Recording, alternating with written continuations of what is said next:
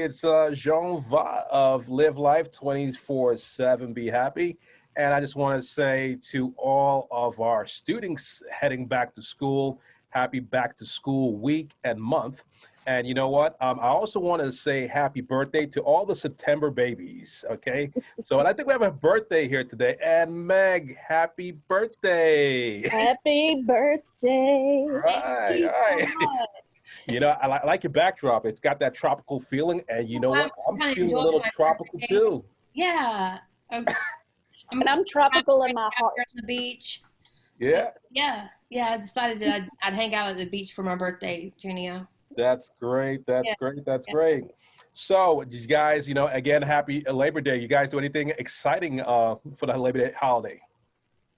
Well, I know for me, you know, I thought a lot about the holiday, and then I went back to the COVID thing. It's like, oh, I want to do this. And then I think about being safe. So honestly, just hanging out, resting a little bit, worked a little bit, but I still enjoyed it. It was nice to have that extra day on Monday, and it was a good time. So not too bad. All right, that's nice. And Mag, how about yourself? Besides the birthday, anything special on the right? I didn't do anything special for the holiday. I worked.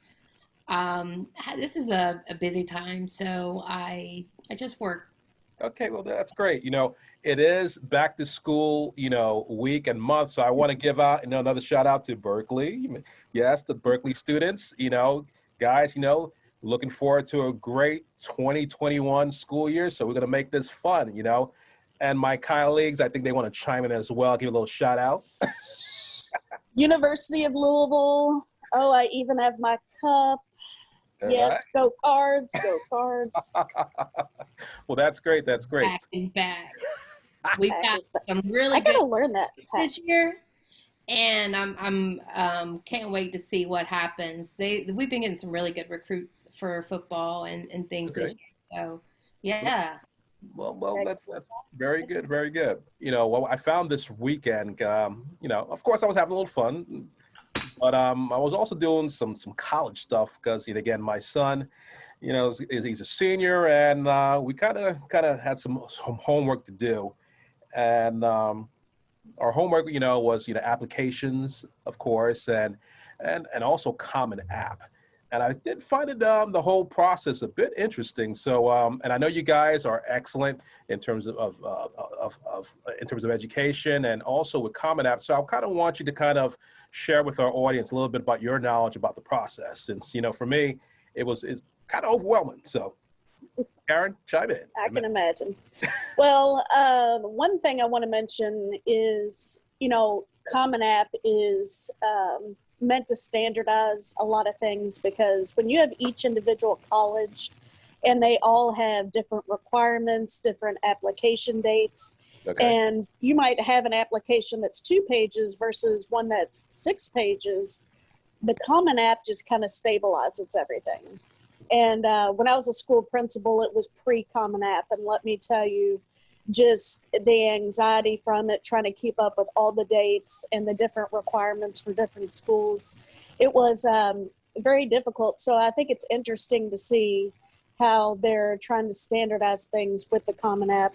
And I know about 900 colleges are using it right now. So not every college, but it is becoming more commonplace. Okay. And Meg, what are your thoughts about Common App and all this whole process with filling out applications and all the other to-do things on the list? Yeah, so it's definitely been a trying time for students and families this year. It is every year, but especially this year during COVID and the different things that are going on.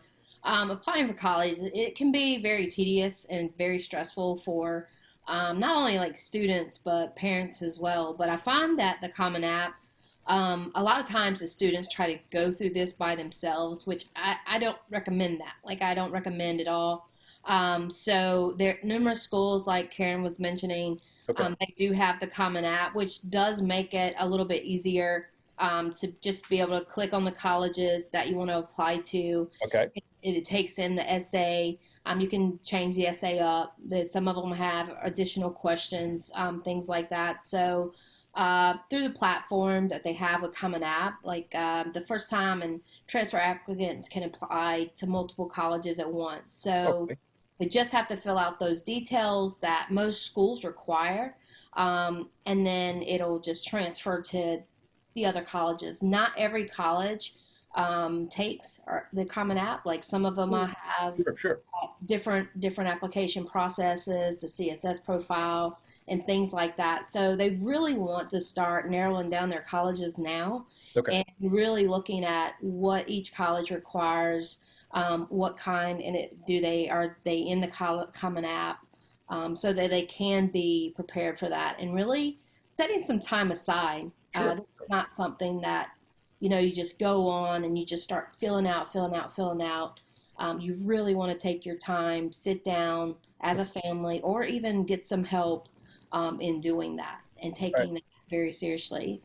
Well, and thank you for sharing that, because I did find out the process in itself is pretty extensive. And I'm glad that you say you can get some help. And that's another thing, if we can kind of share where students can find help and kind of helping them with this process, because it's not easy. And like I said, I was like, wow, if I were back in school today, it's a lot. So if you can kind of share with us where some students and their families can find help to kind of give them a little guidance around this.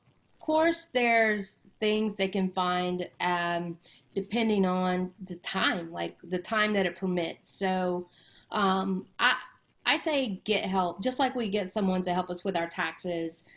We could probably do it. There's different apps to do that, but if it's not done right, like, we're going to pay the consequences later. And I say that with the Common App too. So I recommend, of course, ICP-Teams, individual college planning. We do that. We review and go over the things with our students, families, make sure that their colleges and what they have to offer. So they know those things ahead of time. We do want to make the transition smooth. So I would say someone that is accredited in that area, it is very important. Like, this is a $100,000 decision when you look at it as a whole. Yeah. Sure. Well, and thank you for sharing that. Now, Karen, I know you've had a lot of experience, with students, being a principal and educator as yourself. And one thing that I found very interesting, actually, with day one of going back to school with my son, we found that the work seemed to be quite a lot. Yes. And it didn't seem like it was like back in the days when you go to the classroom and you had your orientation, you kind of get acclimated with things, and they kind of walk you through. So what's your take on that, on these few days that really the expectation of the bar is being set really high? What's your take on that? Yeah. Well, one thing that we have to consider is, especially when you have someone that's a senior, there is so much extra that's going on. And what parents don't realize is the fall is critical. And not just the fall, but early fall. Because you're going back to school, you're getting set up in your senior year. But also, you cannot wait till spring to plan for college. Right. And what you're going to find is you're going to find a lot of dates that come in early fall where you're supposed to be submitting things, whether it's applications for early decisions, scholarships, different things like that. And it can be very overwhelming, not only for parents, but also the school counselor and anyone that might be involved with your student. And while Common App is meant to standardize things, everyone has to remember college is a competition. Yes. You want to outdo other people. You want to get that scholarship money, and you want to get into the college that is the college of your choice or your dream. You can't just float along and, see dates pop up and make things very easy. So JONva, you as a parent, you're realizing that. And in episode 2, when we talked to Terry and she had her twins, I cannot imagine. It's stress times 2. Just there is so much when you are an active parent and you want the best for your child, and you're showcasing your child essentially. Sure. But if you're sitting back just depending on the school, because, Common App is there and you can put some information in.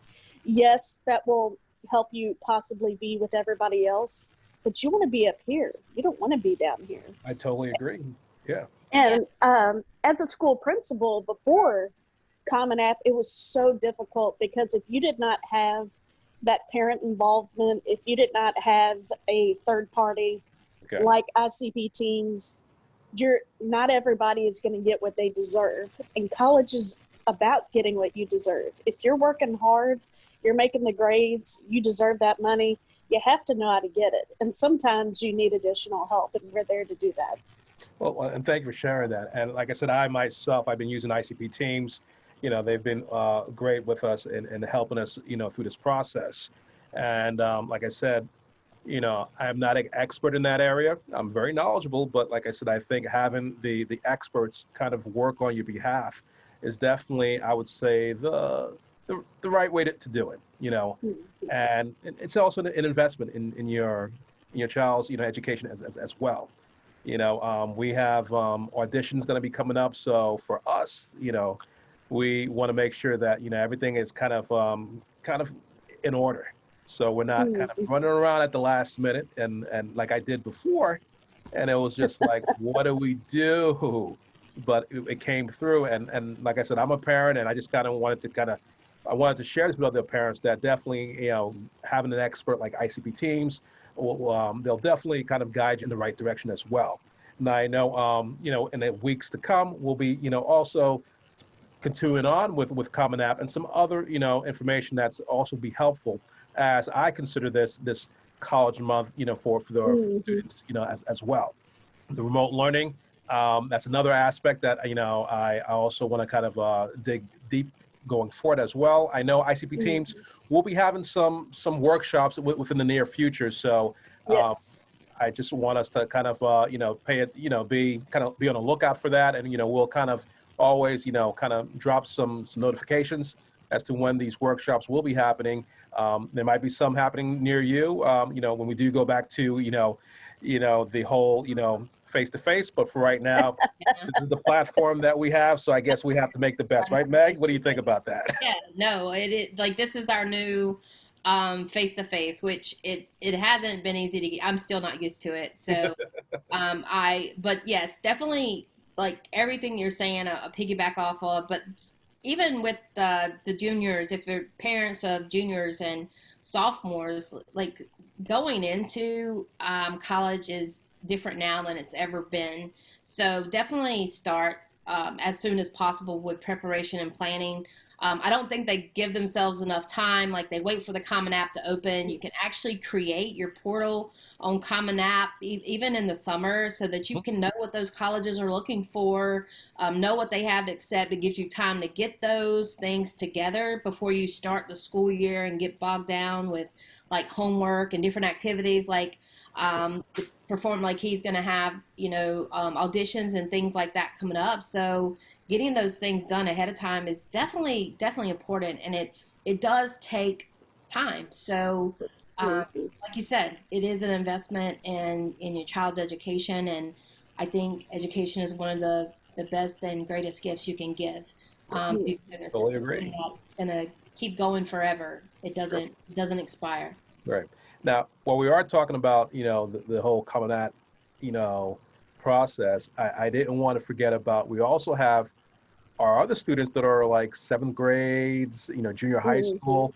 So I kind of want you guys to share with them what we have in store for them as well, how we can also help them. Because, I don't want to leave anybody out of this, and we don't. No, not at all. So that's right. I love all of our students. If you know me, you know how passionate I am about our students, and that is always shown. But it's like I tell everyone, I always say, like, yes, start your students 7th grade, 8th grade. I'm like, they don't even have any idea to be worried yet. They're not stressing. They're not in a panic mode.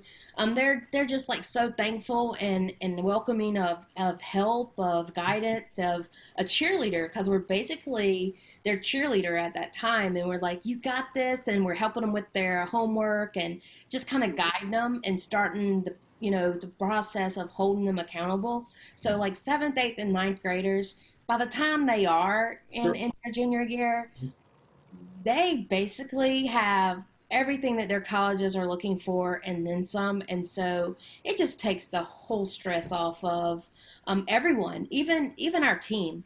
Sure. Not that like we can make things happen, and we're amazing team. I'm so proud of all of us as a team and the things that we do at ICP-Teams, but we're perfectionists too, and a lot of us are perfectionists, and we're always wanting the best for our students and the best for them, and to look at every resort and every angle. And so as we're working with them from younger on up, like, it's a window of opportunity. It just kind of starts going out like 7th and 8th grade, 9th grade, and 10th grade, 11th grade. So I definitely, the sooner the better. And if you are a junior or senior, get help before it's too late. Like So I'm with you. Like, I think all of those years from 7th through 12th grade are critical and important. All right. Well, Meg, thank you. And Karen, any thoughts about what Meg said to kind of? Oh, yes, absolutely. So, it's so funny because when you think about 7th and 8th grade, when I was a school principal, we actually had 6th through 12th grade. And if you look at a 6th grader and a 12th grader, it's a world of difference. And those young kids are super fun. But one of the things that we need to consider is the value of their education and where they can go, because those high school classes can determine, are you going to get dual credit? Are you qualifying for the advanced classes? Are you going to take the hard math and science in high school if you're wanting to be a doctor and engineer? And when you're in 7th and 8th grade, really it's important to plan out your high school years, because that can affect the school you go to.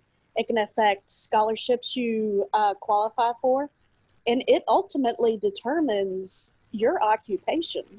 And what we want is everybody to do what they want to do originally. We don't want switching colleges, switching majors and things like that, but it comes with early planning.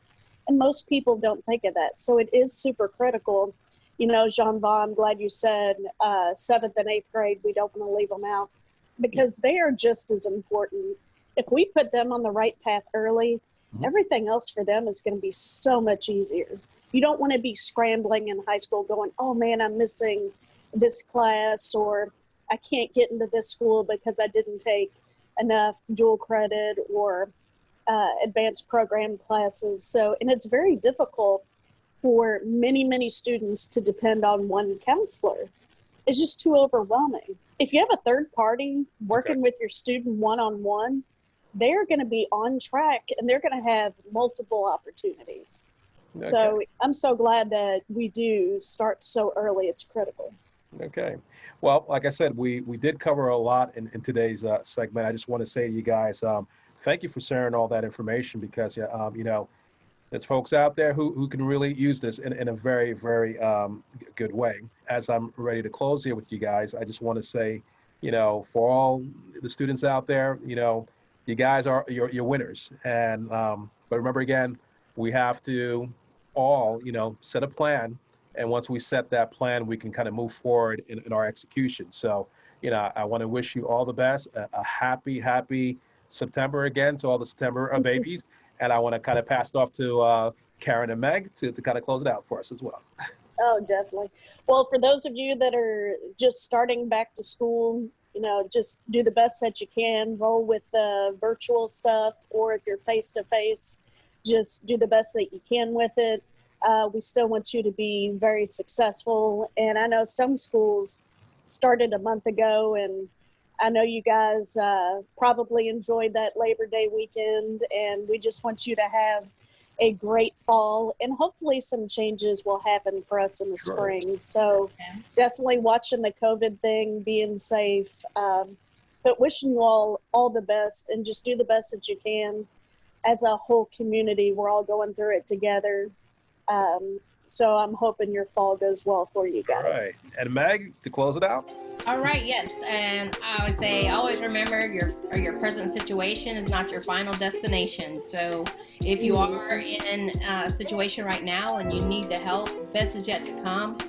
Reach out, get the help if you need the help, questions, anything that you have, and know that, again, we're all here to support and help the educational industry right now more than ever. So just everybody have a blessed week and continue to do your best and know that things are gonna get better always. All right, so guys, have a wonderful week. Yes, take care. You Bye-bye. Too. All right, bye-bye. Bye.